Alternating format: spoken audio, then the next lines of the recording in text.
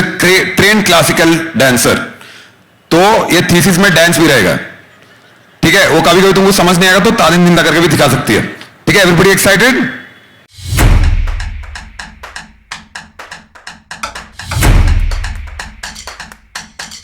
First person who's going to come up is Harsha Jagadeesh, and she's from IISER, which is the Indian Institute of Science, Education and Research, Tirupati. And I have a short bio on her. She has completed her BS, MS dual degree from the Indian Institute of Science, Education and Research. And she specialized in biology. Great. She's fascinated by behaviors and patterns around us, ranging from economics to people. Okay, lots of varieties of interest she has. She loves reading, writing, drawing and dancing, and she's a trained classical dancer. तो ये thesis में dance भी रहेगा, ठीक है? वो कभी कभी तुमको समझ नहीं आएगा तो तालीम जिंदा करके भी दिखा सकती है, ठीक है? Everybody excited? Okay, awesome. Afternoon. I am Harsha Jagadeesh, a postgraduate from IISER Tirupati. Today, I am here to tell you all a very interesting story about a hide and seek game in the wild. Here's what it is. Well, it's a Squirrel Thing.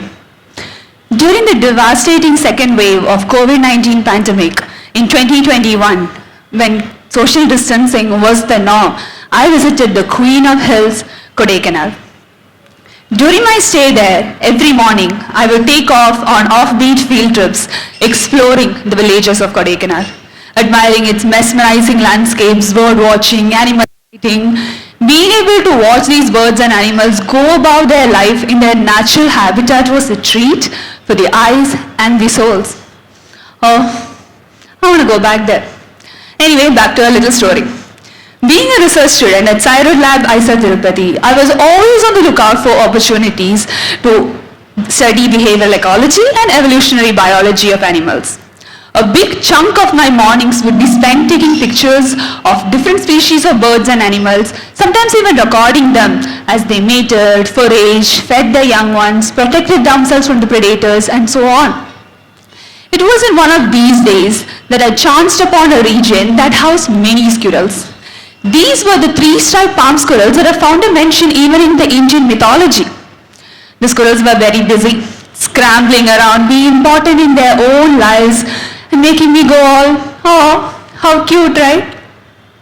Meanwhile, the researcher in me noticed that spotting these squirrels was not so easy.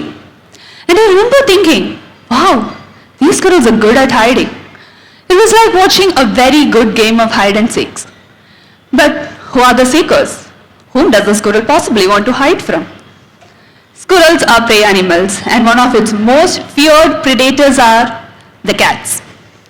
And watching how the village children is entertaining themselves at the expense of the tranquility of the squirrels, it would be natural for the squirrel to assume humans also as a potential threat.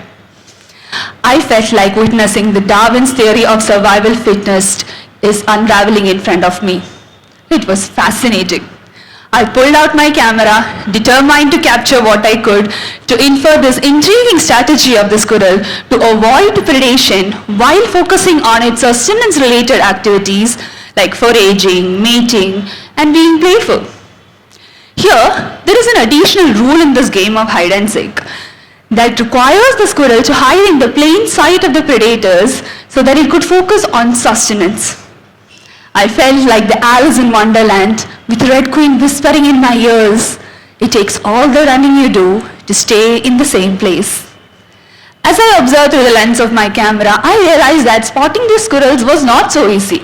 I mean, the strategy has to cater to perfectly blend its fur color, brightness, pattern, and outline of the squirrel into its background, and only then the squirrel can hide in plain sight.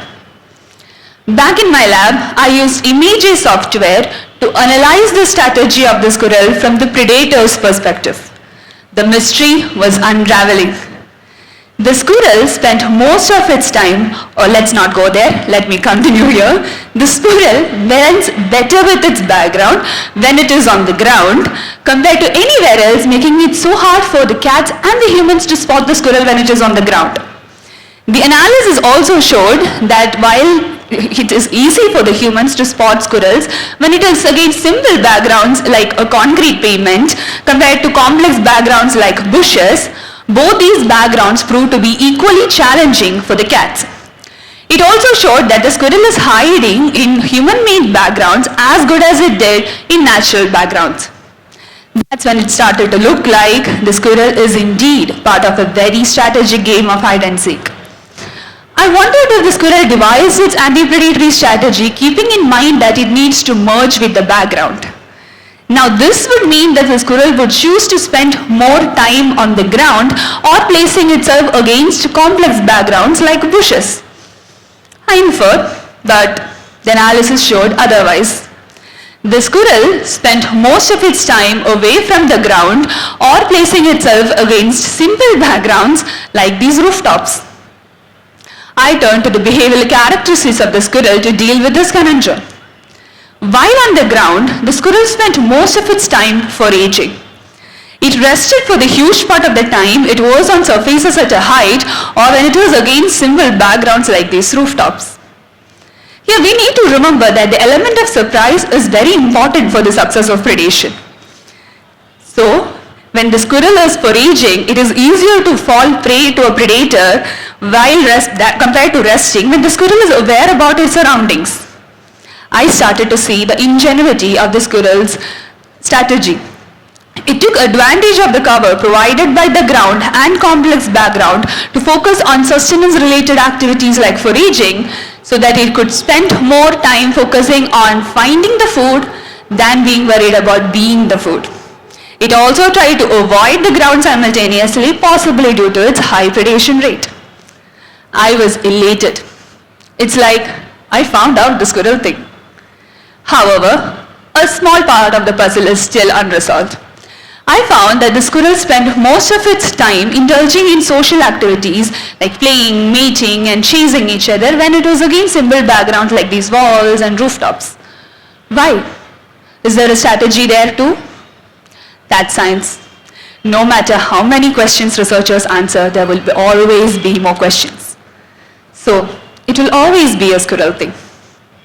Nonetheless, the long story short, the squirrel strategizes the use of different backgrounds to better its game against predators. In today's world, where urbanization and deforestation is going hand in hand, resulting in millions of animals lose their natural habitat, this story highlights the ingenuity of the adaptation and survival strategy of an animal species that has taken urbanization in its stride. The ability of the squirrel to avoid predation in natural as well as human-made backgrounds have given them the much-needed edge. This brings to the front the importance of more such studies focusing on several other animal species. Can we try to accommodate animal-friendly spaces that can preserve their natural behavior instincts? So in our future endeavors to build eco-friendly cities and townships. Can studies like these be the stepping stone in advancing urbanization in a way that does not affect the fragile balance of our ecosystems? After all, it doesn't have to be a squirrel thing. With that, I'm concluding my talk, thanking Dr. Piyale Ganikar for my ISF mentor, the ISF for the amazing platform, Dr. Nandini Rajmani, my thesis supervisor, and all the members of the IISER Lab, IISER Tirupati, and my family and friends without whom nothing would have been possible. Thank you. That was an awesome talk. Now we have time for question and answers. So one question from the judges, one question from the audience. One audience is interested, I can see. Or you're not interested, you're just relaxing. He was relaxing like this. Okay, so question from the judges first. Talk about other species in which this study could be, replicated or could be used, your study could be used as a baseline for others. What other species do you think we could be using this for? Yeah, so this is not very common, and just like how we squirrels see squirrels normally around here, dusky striped squirrels does not come and stay with human settlement that easily. So why they don't come compared to some species that is very similar to them is coming with us is something that we can understand by their behaviors, how they are adapting to the human interventions is. And also very other species like, there are already studies happening in lizards, how these garden lizards are accommodating the human disturbances and so on. Thank you.